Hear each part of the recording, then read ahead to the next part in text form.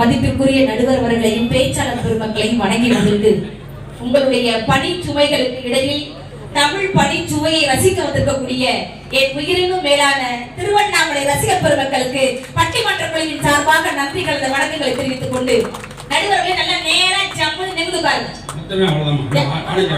நடுவர்களே நடுவருக்கு நல்ல ஒரு பலத்த கைதல் கொடுத்து பாராட்டுங்க. ஏன் சொன்னா தான் வாழ்ந்தால் மட்டும் போதாது, அடுத்தவர்களின் மகிழ்ச்சியாக வாழ வேண்டும் என்ற எண்ணத்தோடு சூப்பர் சிங்கர்ல அந்த பார்வை குறைபாடுடைய குழந்தைக்கு தன்னுடைய குழந்தைக்கு வாங்கி வந்த பிறந்த நாள் பரிசை அந்த குழந்தை தன் குழந்தையை போல் நினைத்து அந்த குழந்தைக்கு உதவி செய்த மதுரை முத்து சார், உங்களுக்கு இவ்வளவு பெருமை இருக்குது சார். உங்களை வாழ்த்தி வந்துச்சு. இந்த கிராமத்து பேச வந்த 2 பேர் ஒரு வார்த்தை பேசினாங்களா சார்? பேசினாங்களா? ரெண்டு அப்பா 2 கலந்தாப்பியா வந்து சேர்ந்துருக்கு. ஆனா உங்களை வாழ்த்து பேசுறதுக்கு என்னால மட்டும்தான் சார் முடியும். ஒரு யூத்த பத்தி வரைக்கும் ஒரு யூத்தால தான் சார் முடியும். பழிச்சிட்டு அங்க போய் மைச்சிட்டு கட்ட விழுந்து அது எழுதிட்டு கிடக்கு.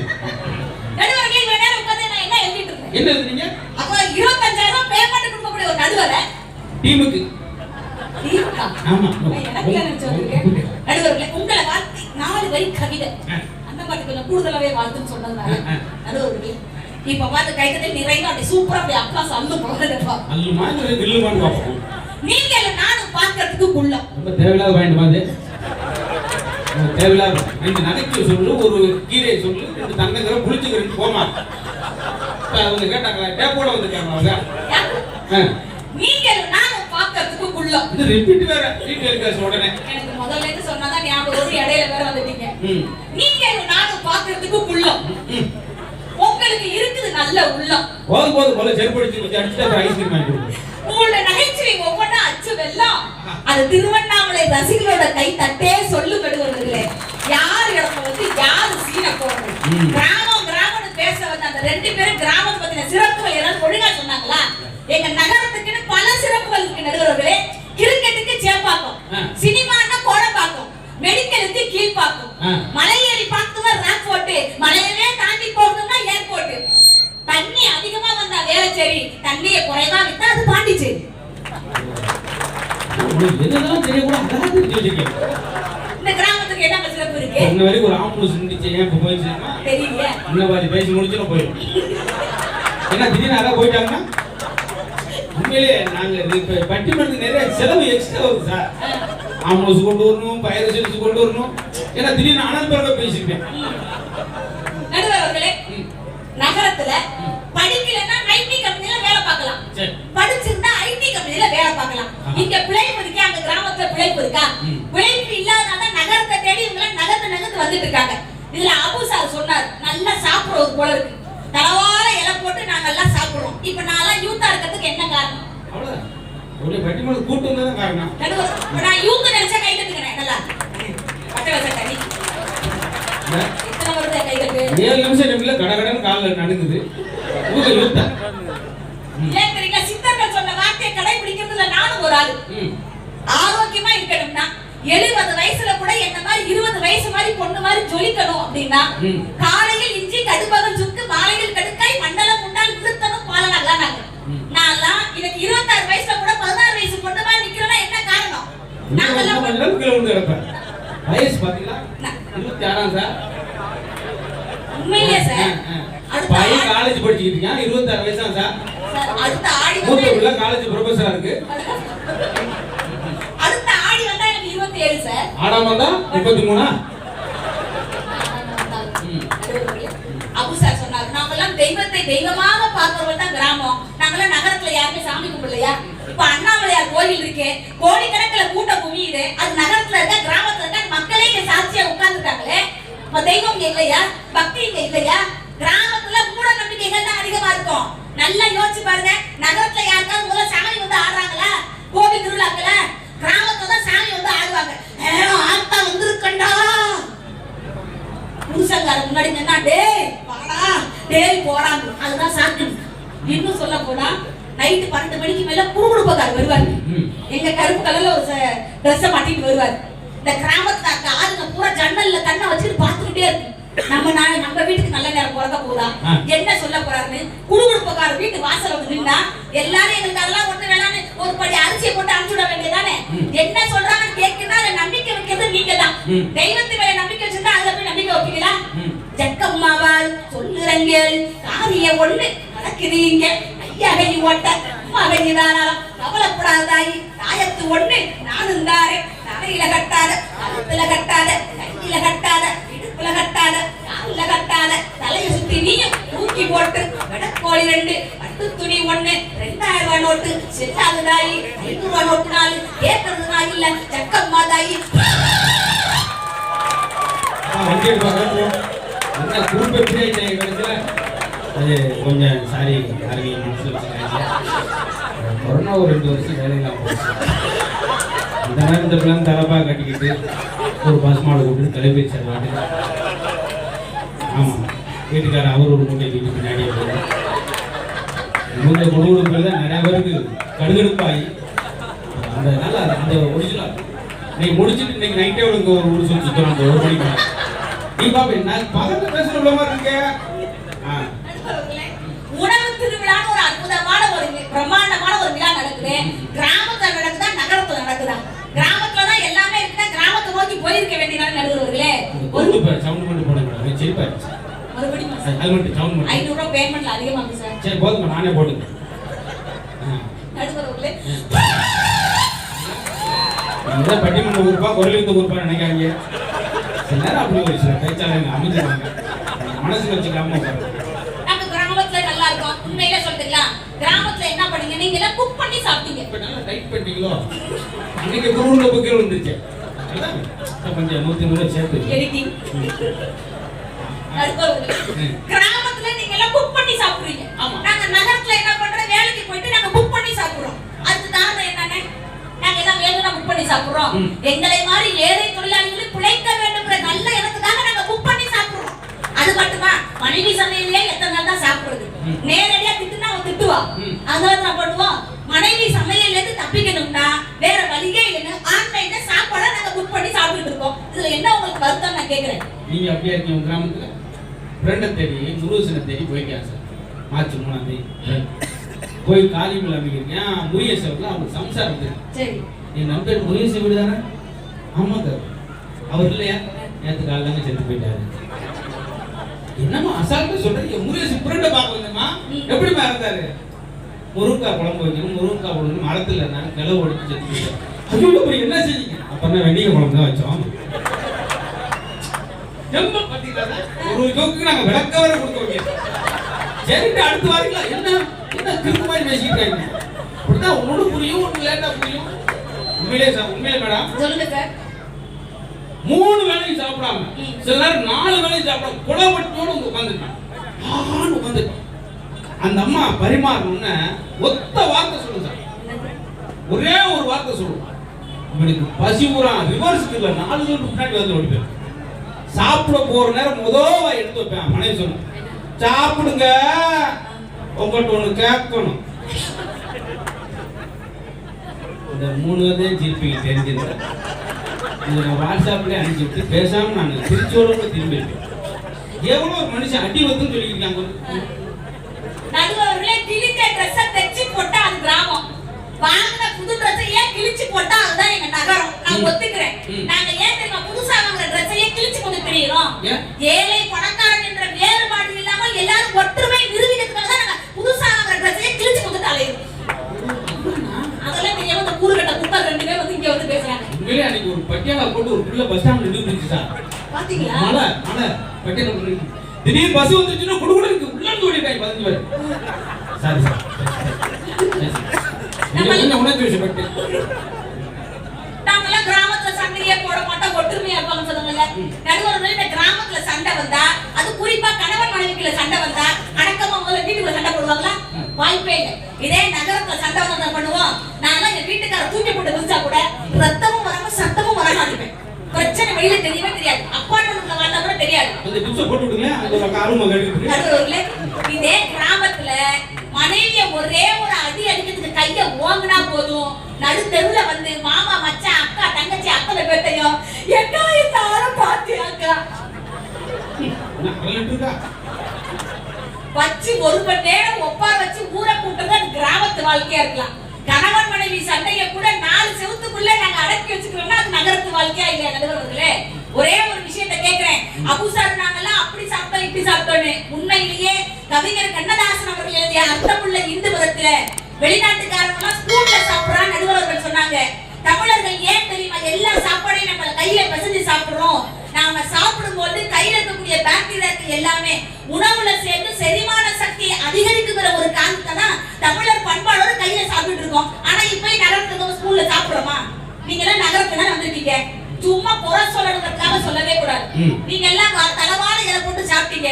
இன்னைக்கு நாங்க கல்யாண வீடுகளுக்கு போனா பஃபே சிஸ்டமும் வச்சிருக்கோம். ஏன் தெரியுங்களா? ஆளாளுக்கு தட்டு எடுத்துட்டு போவோம்,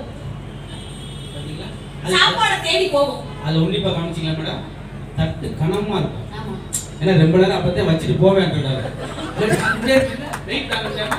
ஆமா, தலவாழ இலை போட்டு வைக்கிற சாப்பாடுல மிச்சத்தை வைப்பீங்க. நீங்க எல்லாம் சாப்பாடை வேஸ்ட் பண்ணுவீங்க. ஆனா நகரத்துல பஃபே சிஸ்டம் தட்டை அவங்க கையில கொடுத்து உனக்கு விருப்பமானவற்றை நீயே தேர்ந்தெடுத்து வீணாக்காம உணவை சாப்பிடணுங்கிற நல்ல விஷயத்தை நாங்க நகரத்துல கொண்டு வந்திருக்கோமா இல்லையா? உண்மையா கைத்தட்டுங்க. கையா யோசிச்சு பார்த்து கேட்கறீங்க.